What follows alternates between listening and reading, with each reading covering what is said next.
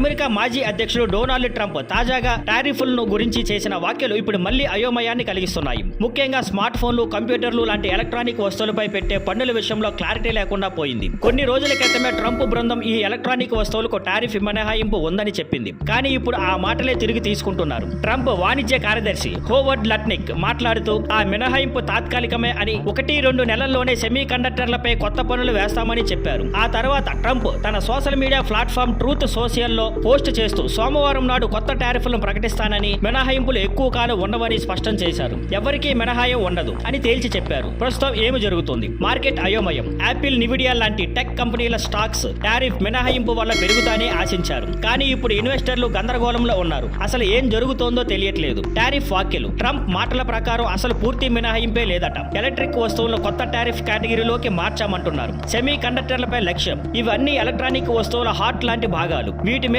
పన్నులు పెరిగితే ఫోన్లు, ల్యాప్టాప్లు, కంప్యూటర్లు అన్ని ఖరీదయ్యే అవకాశం ఉంది. ఇప్పుడు ఇన్వెస్టర్లు, వినియోగదారులు అందరూ సోమవారం ట్రంప్ ఏమి ప్రకటిస్తాడో ఉత్కంఠంగా ఎదురు చూస్తున్నారు. Thank you for watching. Please like, share and subscribe.